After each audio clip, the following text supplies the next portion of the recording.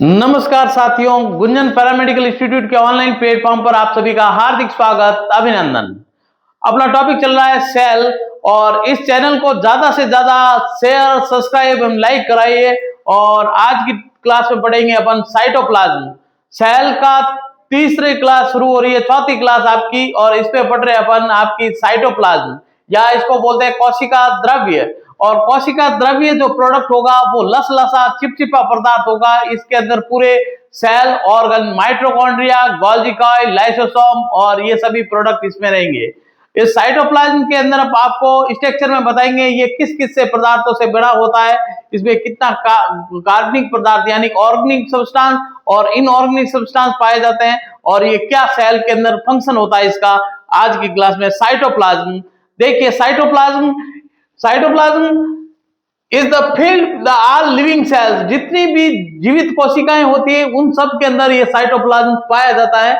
और it that colourless, ये क्या होता है, कलर, इसके अंदर कोई प्रकार का कलर नहीं होता है, इसलिए इसको बोलते हैं कलरलेस। आपका स्टिकी, चिपचिपा, सेमी प्रीमेबल सब्सटेंस, यानी आर पार दिखने, मतलब उसको सेमी प्रीमेबल उसको बोलते हैं जिसके आर पार धुंधला दिखता है, उसको बोलते हैं अपन सेमी प्रीमेबल। एक आपका होता है आर पार टोटल दिखता है, उसको बोलते हैं प्रीमेबल। ये सेमी प्रीमेबल सब्सटेंस होता है, यानी इसमें थोड़ा बहुत दिखता है, इसलिए इसको बोलते हैं semi permeable substance. Found inside in the cell membrane, permeable semi permeable substance found inside the cell membrane. ये सेल मेम्ब्रेन के अंदर पाए जाने वाला लसलसा चिपचिपा पदार्थ होता है, और ये वाटर कंटेंट करता है आपका 60 से 90%। 60 से 90%, 16 से 19 से आपका ये क्या कंटेंट करेगा, वाटर। और ये ऑर्गेनिक और इनऑर्गेनिक सब्सटेंस को भी कंटेन करता है। ये क्या करेगा आपका 60 से 70% तो क्या कंटेन करता है, वाटर, और बाकी क्या कंटेन करेगा, ऑर्गेनिक व इनऑर्गेनिक। ऑर्गेनिक यानी कार्बनिक पदार्थ। कार्बनिक पदार्थ का मतलब होता है वे सब्सटेंस जिसके अंदर क्या पाया जाता है, कार्बन। और इनऑर्गेनिक उनको बोलते हैं जिनमें कार्बन नहीं होता है, उनको इनऑर्गेनिक सब्सटेंस कहा जाता है। तो ये दोनों प्रोडक्ट कंटेन करने का काम करता है आपका ये सेल्स के अंदर पाए जाने वाला साइटोप्लाज्म। आपने पढ़ा होगा सेल मेम्ब्रेन, इसके पश्चात जो अंदर जो मैटर लसलसा स्टिकी पदार्थ होता है उसको बोलते हैं साइटोप्लाज्म। ये जो साइटोप्लाज्म होता है ये कंटेन करता है आपका ऑर्गेनिक व इनऑर्गेनिक सब्सटेंस। इनऑर्गेनिक के अंदर अपन पढ़ेंगे सोडियम, पोटेशियम, कैल्शियम, ये सभी क्या होगा, इनऑर्गेनिक सब्सटेंस होंगे। ये सभी क्या है, इनऑर्गेनिक सब्सटेंस। मेरे थोड़ी गर्दन के अंदर मोच आ रखी है, इसलिए आपको सही ढंग से मैं क्लास आपको पढ़ाने की कोशिश पूरी कर रहा हूं, आपको समझाने की थोड़ी बहुत प्रॉब्लम आ रही है, इस वजह से गर्दन पूरी मौज की वजह से थोड़ी प्रॉब्लम आ रही है। देखिए भैया, इसमें क्या क्या होगा, ऑर्गेनिक और इनऑर्गेनिक सब्सटेंस होंगे। इन ऑर्गेनिक और इनऑर्गेनिक सब्सटेंस में अपन देखते हैं तो ये सब्सटेंस मिलकर कितनी साइटोप्लाज्म का निर्माण करते हैं। ये जो कोशिका द्रव्य होता है, ये कोशिका द्रव्य क्या करेगा। अब आप कहोगे सर ये अगर साइटोप्लाज्म नहीं हो तो ध्यान रखना सेल मुरझा जाती है, सेल मर जाती है। ये साइटोप्लाज्म ही सेल्स के अंदर, ध्यान रखना, आपके सभी जो माइटोकॉन्ड्रिया, गोल्गी कॉइल, लाइसोसोम इसके अंदर घुले पड़े रहते हैं अंदर की सेल की तरफ। ये साइटोप्लाज्म क्या करेगा, इनको पोषण प्रदान करने का काम करता है। देखिए ऑर्गेनिक व इनऑर्गेनिक। ऑर्गेनिक का मतलब समझ गए, जिसमें कार्बन होता है उनको ऑर्गेनिक, जिसमें कार्बन नहीं होता है उनको इनऑर्गेनिक कहते हैं। यह दिख तो रहा ना, इसका स्क्रीनशॉट ले लेना भैया, फिर बाद में क्या प्रॉब्लम होगी आपको, ये क्या लिखे हुए हैं। तो देखिए मैं शुरू से बता रहा हूं, साइटोप्लाज्म यानी कोशिका द्रव्य is field in the all living cells. जितनी भी जीवित कोशिकाएं होती है उन सब में अंदर साइटोप्लाज्म पाया जाता है। हिंदी में समझा रहा हूं आपको, कोशिका द्रव्य सभी जीवित कोशिकाओं के अंदर पाया जाता है, तो आप हिंदी में भी साथ में समझ सकते हैं। और दैट इज कलरलेस, यह कलरलेस होता है, यह स्टिकी होता है, चिपचिपा होता है, सेमी प्रीमेबल सब्सटेंस होता है, यानी इसके आर पार धुंधला दिखाई देता है, इसलिए इसको बोलते हैं semi permeable substance. Found inside, ये सेल्स के अंदर की साइड पाया जाता है। The cell membrane and around the nucleus is called the cytoplasm. Cell membrane के अंदर पाए जाने वाले स्टिकी मटेरियल को अपन क्या बोलते हैं, अपन साइटोप्लाज्म कहा जाता है, कोशिका द्रव्य। Cytoplasm is made up of water 16 से 19, यानी ये 60 से 90% आपका क्या पाया जाता है, वाटर पाया जाता है इसके अंदर, और ऑर्गेनिक व इनऑर्गेनिक सब्सटेंस होते हैं बाकी बचे हुए। जैसे 90% हो गया वाटर, मान लो 90% वाटर होता है, तो 10% में ऑर्गेनिक इनऑर्गेनिक सब्सटेंस होते हैं। और इसके पश्चात इसके ऑर्गेनिक सब्सटेंस कौन से होते हैं वो बता रहे हैं आपको। इसमें 15% यानी 15% आपका क्या पाया जाता है, प्रोटीन, और दैट बिल्ड्स द बॉडी, ये बॉडी बनाने का, या देखो आपने पढ़ा होगा, आप देखते हो रोजाना, आप जिम जाते हो, बॉडी बिल्डिंग यानी आपकी मसल्स बनाने के लिए आप क्या काम लेते हो, प्रोटीन पाउडर। ये जो प्रोटीन होता है ये क्या करता है, मसल्स को बनाने का काम करता है, मांसपेशियों को बनाने का काम करता है। उसी प्रकार सेल्स की बॉडी बिल्डिंग बनाने में काम ली जाती है प्रोटीन, और सेल से ही फिर आपके ग्रोथ होती है मांसपेशियां वगैरह। तो ये क्या काम करेगा, प्रोटीन। ये क्या बता रहा हूं मैं, ऑर्गेनिक सब्सटेंस बता रहा हूं, यानी कार्बनिक पदार्थ होते हैं, वो कार्बनिक पदार्थ बता रहा हूं, कार्बनिक पदार्थ या ऑर्गेनिक सब्सटेंस। ये ऑर्गेनिक सब्सटेंस में आपका सबसे पहले आता है कौन सा मैटर, प्रोटीन। ये प्रोटीन कितने परसेंट होता है, 15%। प्रोटीन कितने परसेंट, ये प्रोटीन देखो हिंदी में लिख रहा हूं प्रोटीन, ये protein 15% that builds the body, और बॉडी बनाने का काम करने का काम करता है आपका प्रोटीन। फिर बाद में आता है आपका 13 यानी 13% आपका क्या पाया जाता है इसमें, कार्बोहाइड्रेट। कार्बन हाइड्रोजन ऑक्सीजन से मिलकर बने हुए यौगिक क्या कहलाते हैं, कार्बोहाइड्रेट। प्रोटीन में नाइट्रोजन भी होती है, ध्यान रखना। तो ये 15% तो प्रोटीन बनाने का काम करता है, और 13% आपका जो बनता है वो कार्बोहाइड्रेट बनता है इसमें। और ये दो प्रकार का होता है कार्बोहाइड्रेट, एक होता है सॉल्युबल, दूसरा होगा इनसॉल्युबल। देखो कार्बोहाइड्रेट में आपको जब आपका डाइजेस्टिव सिस्टम पढ़ाया तब मैंने बताया कार्बोहाइड्रेट आपके कितने प्रकार के होते हैं।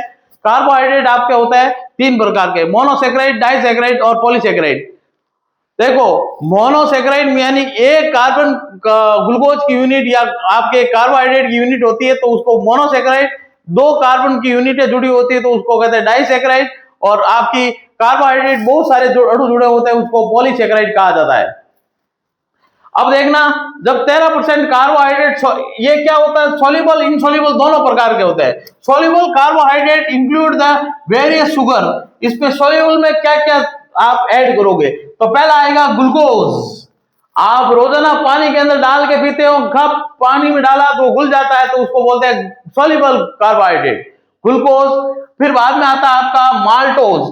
देखो ग्लूकोज तो एक यूनिट होती है कार्बोहाइड्रेट की, तो इसको बोलते हैं मोनोसेक्राइड। साथ साथ में पढ़ते जाना भैया, अगली बार आपका डीएमएलटी सेकेंड ईयर में बायोकेमिस्ट्री एक सब्जेक्ट होगा, उस बायोकेमिस्ट्री सब्जेक्ट में आपको ग्लूकोज, माल्टोज, फ्रक्टोज ये सभी स्ट्रक्चर पढ़ाई जाएगी, जिसमें कार्बोहाइड्रेट का क्लासिफिकेशन पढ़ाया जाएगा। तो आज भी इसी फर्स्ट ईयर के अंदर ही मैं आपको डिटेल में बता दूंगा कि कार्बोहाइड्रेट क्या होते हैं, प्रोटीन क्या होता है, विटामिन क्या होता है, ये सब बायोकेमिस्ट्री के टॉपिक है तो वो पढ़ाएंगे आपको। देखिए भैया, ग्लूकोज, मोनोसेक्राइड, माल्टोज, डाइसेक्राइड, और तीसरा है सुक्रोज। ये देखिए ये सुक्रोज भी क्या होता है, डाइसेक्राइड। ये तो क्या होते हैं, पानी में घुल जाते हैं, इसलिए इसको बोलते हैं वाटर सॉल्युबल। क्या कहेंगे, वाटर सॉल्युबल कार्बोहाइड्रेट होता है। ये क्या करते हैं, 13% कार्बोहाइड्रेट पाया जाता है आपका किसमें, साइटोप्लाज्म के अंदर। ये साइटोप्लाज्म में आसानी से घुल जाते हैं, इसलिए इसको बोलते हैं सॉल्युबल कार्बोहाइड्रेट। दूसरी चीज है इनसॉल्युबल कार्बोहाइड्रेट में आएगा आपका इंक्लूड स्टार्च।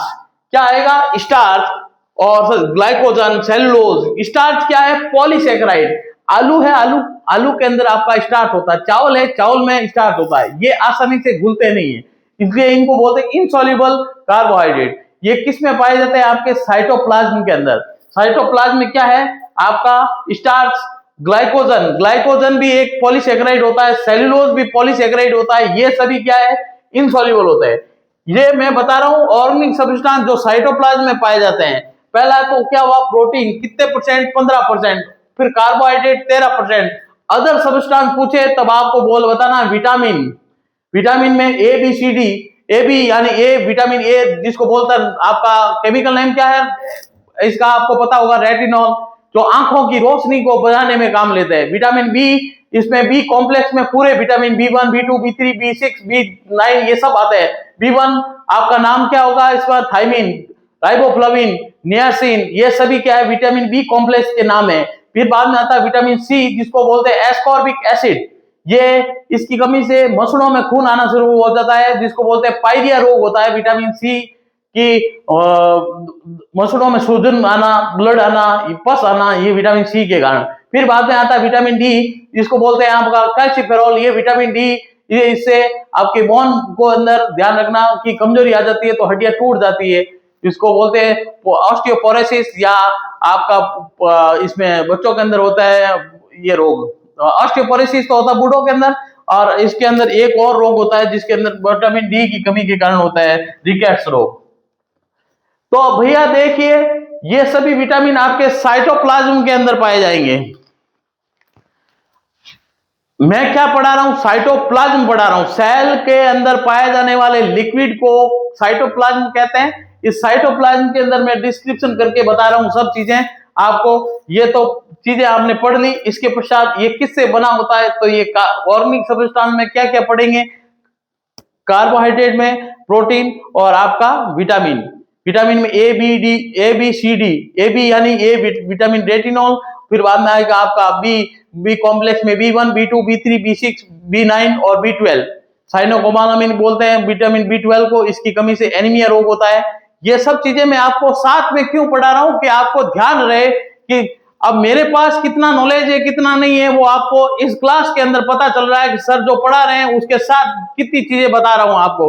कार्बोहाइड्रेट बता रहा हूं, मोनोसैकेराइड, डाइसैकेराइड, पॉलीसैकेराइड। उसके बाद विटामिन बता रहा हूं। विटामिन में वाटर सॉल्युबल विटामिन और fat soluble vitamin. Water soluble vitamin आपको बता चुका हूं कि कौन कौन से होते हैं। वाटर सॉल्युबल विटामिन आप खुद को एक विटामिन की क्लास ले रखा है। बता चुका हूं कि जो कीड़ा होता है उसको किस पे बोलो, फैट के अंदर, KEDA।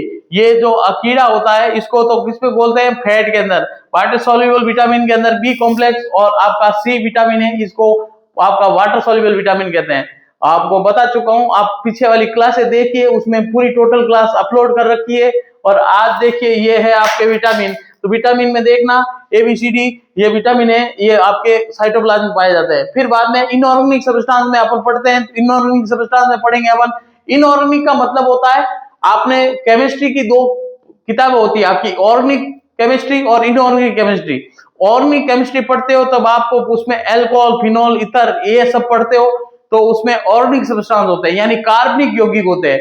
दूसरी सब्जेक्ट है आपका इनऑर्गेनिक, जिसमें आपके आप दूसरे जैसे कैल्शियम, मैग्नीशियम, फास्फोरस, ये सब आपके किस में आएंगे, इनऑर्गेनिक में। तो इनऑर्गेनिक सब्सटेंस में क्या क्या होगा, सोडियम होगा, सोडियम Na, इसका प्रतीक क्या है, Na होता है। सोडियम, पोटेशियम, कैल्शियम, मैग्नीशियम, ये सभी क्या होते हैं, इनऑर्गेनिक सब्सटेंस होते हैं, आपके साइटोप्लाज्म के अंदर पाए जाते हैं। तो तीसरी चीज है आपका, इसमें गैसेज कौन सी आर पार होती है, तो ध्यान रखना इसमें गैस O2 ली जाती है और CO2 छोड़ी जाती है। तो ये गैसों का आदान प्रदान भी इस साइटोप्लाज्म के अंदर होता है।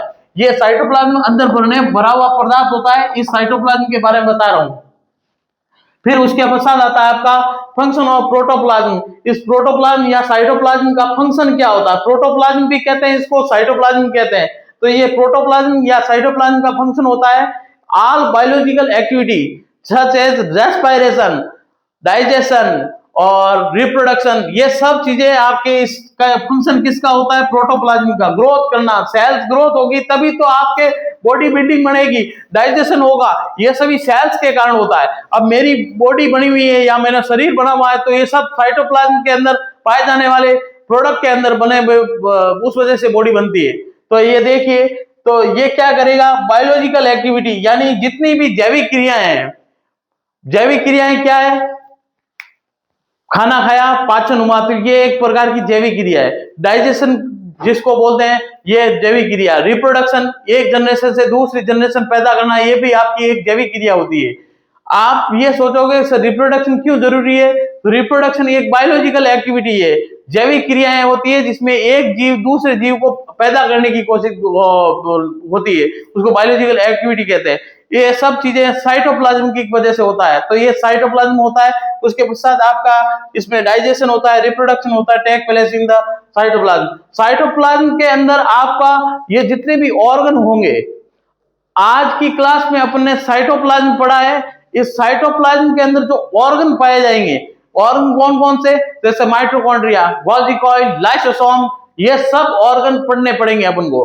तो ये पूरा अभी साइटोप्लाज्म पूरा नहीं हुआ है आपका, अब अपन एक एक ऑर्गन को डिटेल में पढ़ेंगे। जैसे साइटोप्लाज्म है तो साइटोप्लाज्म में पढ़ेंगे mitochondria, Golgi coil, lysosome, ribosome, ये सब चीजें पढ़नी पड़ेगी। एंडोप्लाज्मिक रेटिकुलम, ESR यानी स्मूथ एंडोप्लाज्मिक रेटिकुलम, और आपका RER रफ एंडोप्लाज्मिक रेटिकुलम।